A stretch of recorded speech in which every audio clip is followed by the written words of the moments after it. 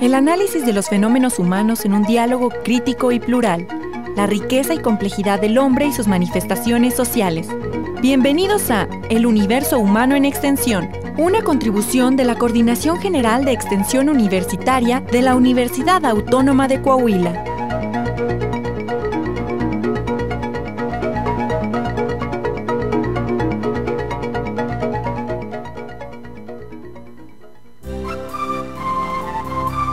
Hola, ¿qué tal? Muy buenas noches a todas y a todos los que nos escuchan. Bienvenidos a este su programa, El Universo Humano en Extensión. Estamos todos los viernes a las 7:30 de la noche en el 104.1 de frecuencia modulada de Radio Universidad. Les saluda su amigo Ernesto Duque Padilla. Saludo también con mucho gusto a mi compañera Katia Ochoa, que está haciendo el servicio social con nosotros. Muy buenas noches, Katia. Buenas noches, ¿qué tal? Mándenos sus dudas y comentarios al teléfono de estudio 482-6995 o bien en nuestra página de Facebook El Universo Humano en Extensión 104.1 de FM. Está también con nosotros Agustín Ochoa, él es estudiante de la preparatoria Ateneo Fuente. ¿Qué tal, Agustín? Muy buenas noches. Hola, buenas noches, maestro. Katia, un gusto compartir los micrófonos con ustedes y estar esta noche aquí. Gracias por la invitación. Quiero aclarar que Agustín es alumno del Ateneo, estuvimos platicando sobre el tema, le digo, vente, vamos a platicar, hombre, porque le gusta todo este tipo de temas y además se le facilita también la locución.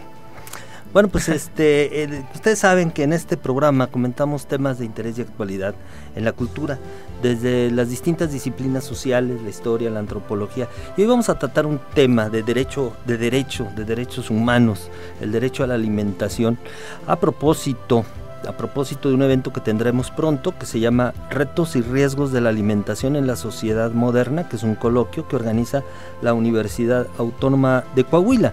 Este evento tendrá lugar el próximo 19 de marzo de 2014, obviamente en la unidad de seminarios Emilio Talamás de Campo Redondo. Estaremos ahí de 8:30 a 3 de la tarde. Lo organiza la Coordinación General de Extensión Universitaria. Y a propósito de este tema, nosotros llamamos a nuestro programa, ¿cómo lo llamamos? ¿No se acuerdan? Sin maíz no hay país. Lo van a ver ahorita porque es eso. Tenemos una entrevista con Fernando Ortiz Monasterio, que será uno de los conferencistas que estarán acompañándonos acá. Bueno, pues tenemos un tema bastante interesante, porque vamos a hablar de la modificación alimentaria. La ciencia ficción nos alcanzó. Yo cada vez estoy más sorprendido y más interesado por los efectos que puede tener esta cuestión de la modificación a través de los transgénicos. Así es que es impactante ver cómo en estos retos y riesgos de la alimentación hay diferentes modificaciones y alteraciones que con ayuda de la tecnología han llegado a ser sorprendentes e impactantes para nuestro organismo, como el caso en este día que vamos a tratar de los transgénicos, ¿no? Estos productos son organismos modificados genéticamente. También hay productos expuestos a hormonas, antibióticos y tóxicos. Por ejemplo, cuando a una vaca le ponen hormona de crecimiento para que produzca más leche. Pero quisiera hoy que nos centráramos sobre la cuestión esta de la ingeniería genética, de la ingeniería que hace posible la modificación de los genes. Es decir, se implantan genes de un animal o de una planta a otra. Esto, como les digo, parece de ciencia ficción. Y entonces ingresan características que pueden modificar muchas de sus características de supervivencia de la planta. Entonces, ¿qué hacen? ¿Cómo operan? ¿Para qué sirven? Miren, por ejemplo, una de las características que hace esta modificación es crearles mayor resistencia a herbicidas. Había un herbicida, el Roundup, era giliofosfato, que es un herbicida muy muy potente que creó Monsanto, y luego esta compañía que se dedicaba a los productos químicos incursionó en la agricultura desarrollando a su vez una planta resistente a su propio herbicida. ¿Cuál era el propósito? Que pudiera subsistir cuando ponían este herbicida para acabar con las malas hierbas. Entonces esta planta sobrevivía. También crearon una mutación resistente a insectos, de manera que a través de una bacteria se generaba un aminoácido que iba a afectar la digestión de una larva y la podía matar. Apenas una hormiguita muerde esta planta y se muere. En fin, hay muchas características, los hacen resistentes a heladas, a sequías, a ciertas enfermedades. Y pronto vendrán la tercera generación, donde se espera que contengan incluso vacunas y medicamentos, por ejemplo, contra el cáncer, el colesterol o con vitaminas. Muy bien, maestro, pues es que esto suena demasiado interesante y como dice, y esto salió de la película prácticamente, ¿no? Es sorprendente ver cómo ya no es solo ficción, sino que esto ya realmente nos está afectando. Pero cuéntenos un poco cómo se producen y cuáles son los transgénicos. Bueno, el proceso, la verdad no sé si entrarle directamente, es bastante complicado, pero sabemos que se utiliza esta tecnología inyectando un gen. Pero es una cosa complicada porque requiere un promotor para que el organismo se exprese en el organismo receptor, un marcador, un vehículo, y hay otras técnicas mucho más invasivas que hablan como si fuera un disparo de biobalística, donde no se sabe a qué parte de la cadena va a afectar. El caso es de que se producen cambios, no con mucha facilidad. Mira, por cada semilla modificada llegan a fallar 10,000. Pero ¿qué te parece si regresamos después de escuchar una entrevista? Entrevistamos a uno de nuestros expositores, a Fernando Ortiz Monasterio. Vamos a escucharlo a él y regresamos con nuestros comentarios.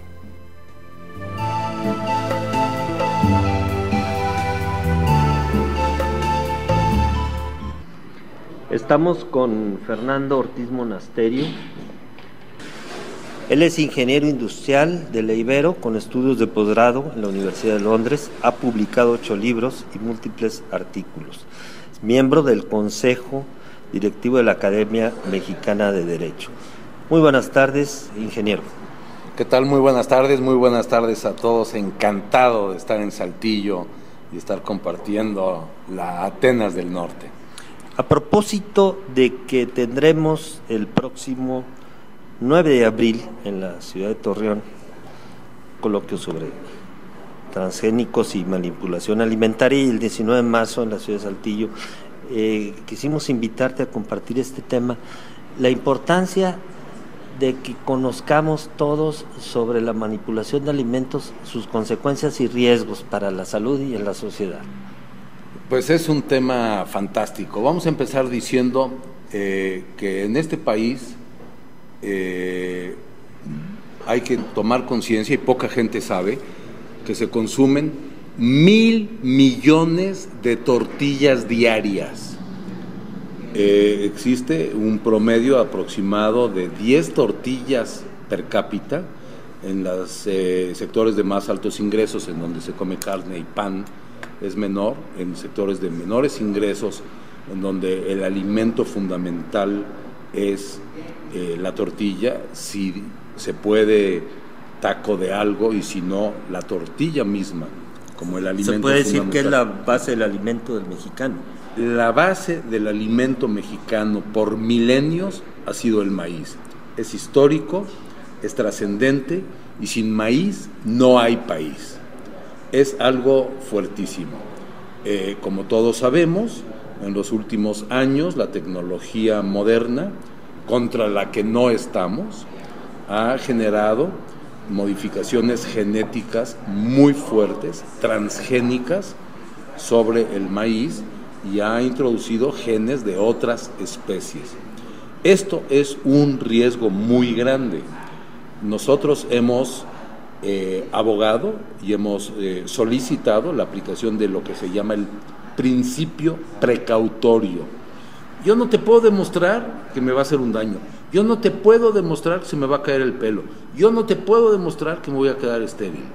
Pero no vaya a ser que sí, abogo por el principio precautorio, que es un principio de derecho internacional, por medio del cual, aunque yo no tenga suficientes pruebas, tengo derecho a decir precaución.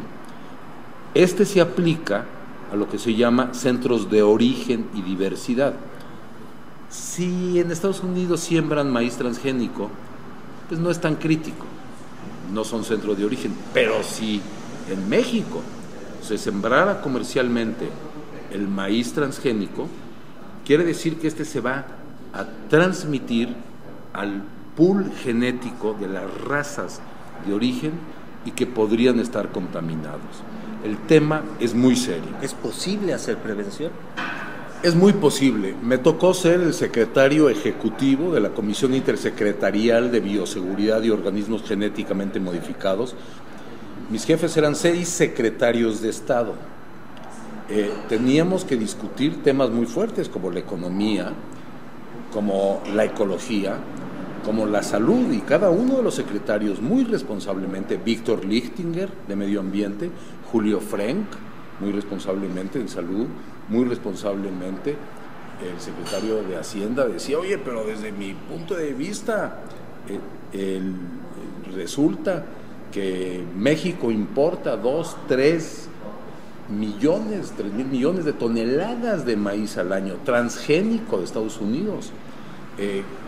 ¿Cómo le vamos a hacer? Hay que distinguir maíz blanco, hay que distinguir maíz amarillo, pero básicamente es un tema muy complicado, es un tema en donde se deben de conservar los centros de origen, en donde si nosotros sembramos salmón transgénico con gen de rata, o sembramos rosas colombianas con gen antivirus para que no tengan mancha, o si sembramos fresas con gen de arenque que aguantan las heladas, pues quizás no es muy grave, pero sembrar y autorizar maíz transgénico que brincaría a las razas nativas es un riesgo inaceptable.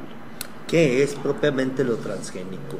Hay una manipulación, eso es lo que entendemos todos, genética, pero ¿cómo es que esto se hace? Una es la tecnología para la modificación genética de las plantas. Por ejemplo, el tomate ha sido modificado y el tomate, una vez que está cortado, empieza a podrirse. En el anaquel tiene un proceso de decaimiento.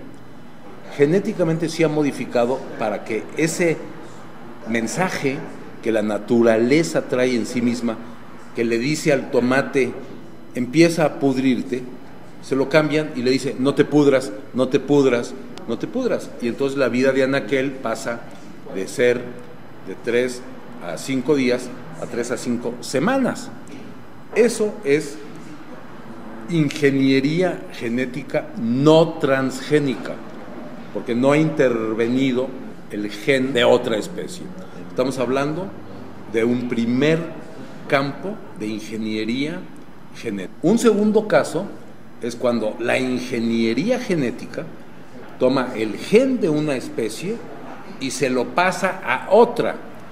Burro y caballo no se mezclan, y si se mezclan generan mula, y la mula es estéril, porque la madre tierra ha hecho que las especies se conservan. Caballo y pescado no se mezclan, gato y conejo no se mezclan. Lo que nosotros estamos haciendo es mezclar gato y conejo, estamos metiendo Bacillus thuringiensis al maíz, estamos metiendo gen de rata al salmón para que sea más agresivo y más reproductivo. Estamos pasando información de una especie a otra especie con ingeniería genética.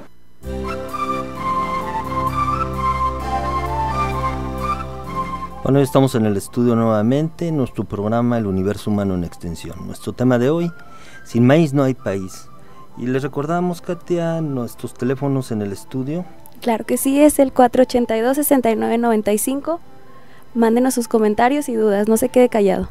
¿Cómo ves, Agustín? El tema está impresionante, ¿no? Así es que es demasiado, la verdad es extenso y es realmente difícil de ver y de creer cómo cada vez la biotecnología avanza a grandes pasos, ¿no? Fíjate nada más, ahorita ya hay cultivos como la soya, que el 34% que se produce ya es transgénico. El algodón anda más o menos en el 16%.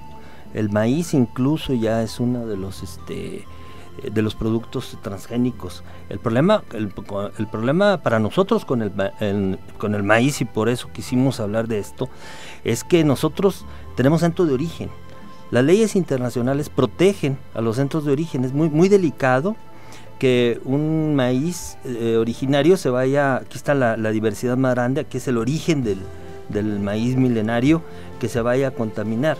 Imagínense ustedes qué pasa si una planta, una especie, una variedad, se convierte en la única y dominante y se acaba la biodiversidad que le da prosperidad a esa planta. Nosotros tenemos que cuidar mucho eso, pero no es posible controlar tampoco el mercado porque de todos modos entra para el consumidor.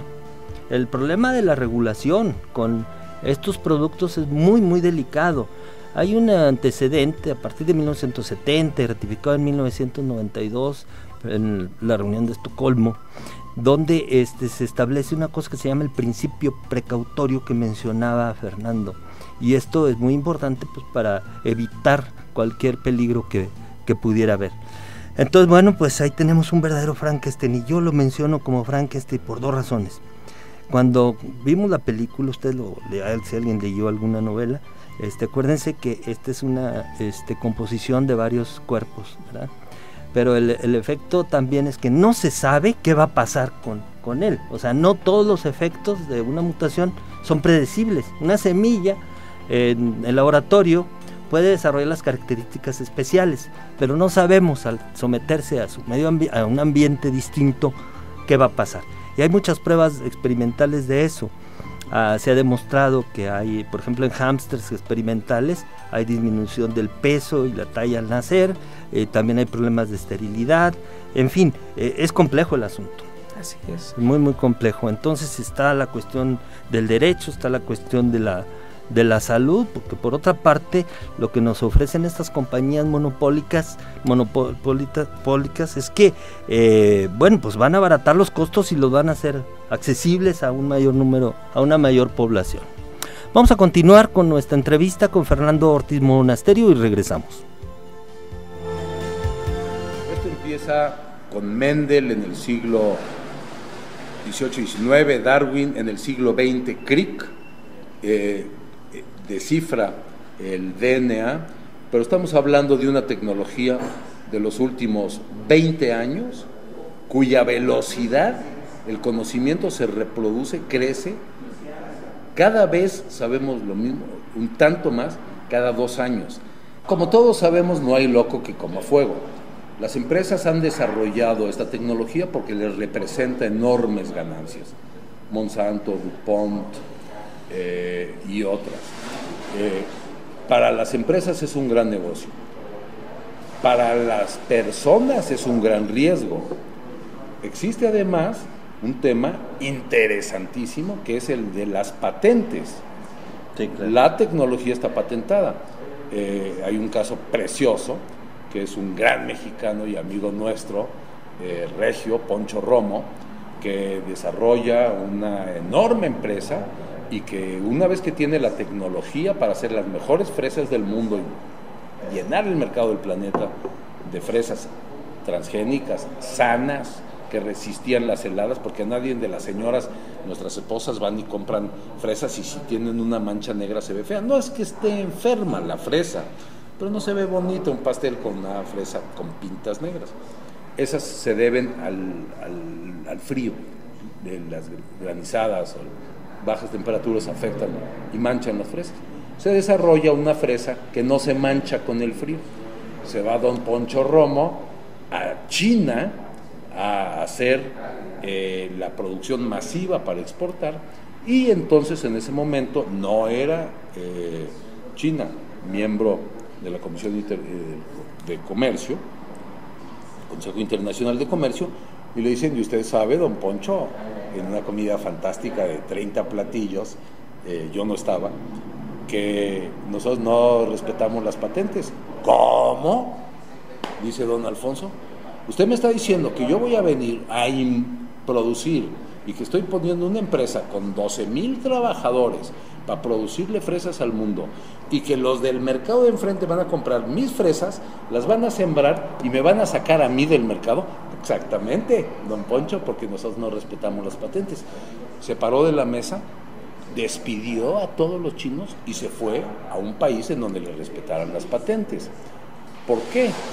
Porque hay una investigación científica muy compleja, muy larga, para obtener estos resultados, y que en este caso era un transgénico muy exitoso de una combinación de un pez resistente al frío metido a fresa.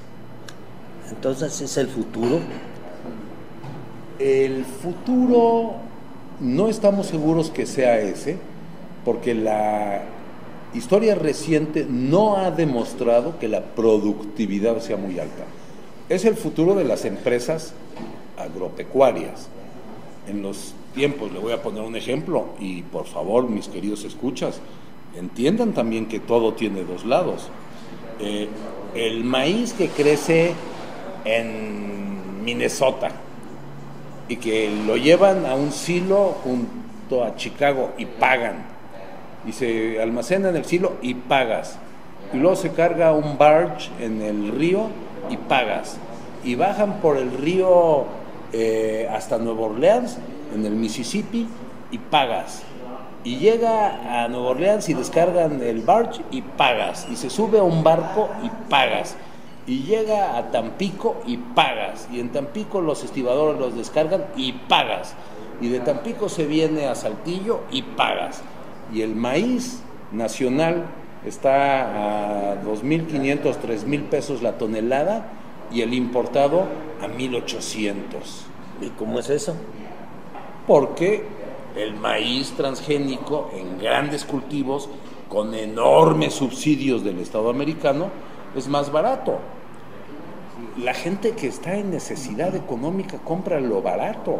Entonces ahí hay una controversia, porque el derecho a la alimentación, bueno, pues hace que la gente coma, o que tenga acceso a la alimentación, aunque sea con esta modificación. Pero por el otro lado está la cuestión del derecho a la salud. Es correcto.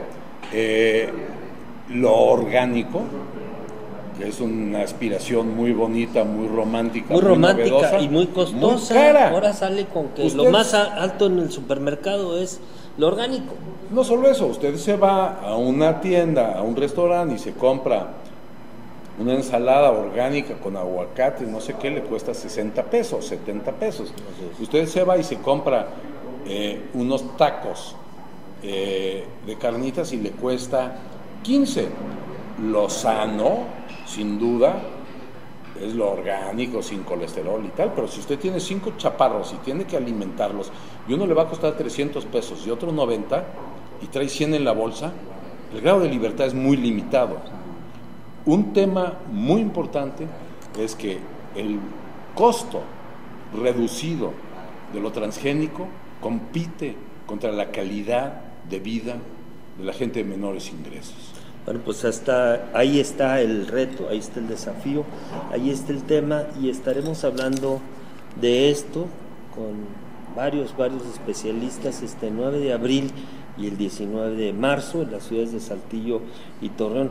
Fernando Ortiz Monasterio, pues te agradecemos esta conferencia que nos vas a dar y esta entrevista, y te esperamos por acá nuevamente en Saltillo. Termino diciendo, si me permiten, a nuestro querido público saltillense, una voz vernácula preciosa de Nadadores Coahuila, que dice: el dinero no es de quien lo tiene, sino de quien lo gasta. La salud no es de quien la tiene, sino de quien la goza, y la felicidad es de quien la da. Muy buenas tardes a todos y que viva la vida. Para quienes estén interesados en inscribirse en este coloquio, les vamos a dar una cuenta de correo electrónico y algunos teléfonos. La cuenta es eduque@uadec.edu.mx y nos pueden llamar también al 414-9011. Y bueno, pues estamos comentando algunos de los contras, ¿no, Luis?, que tiene esto de la manipulación genética. Así es que como lo comentábamos, la biotecnología pues ha avanzado a grandes pasos y nos ha traído demasiados beneficios, ¿no?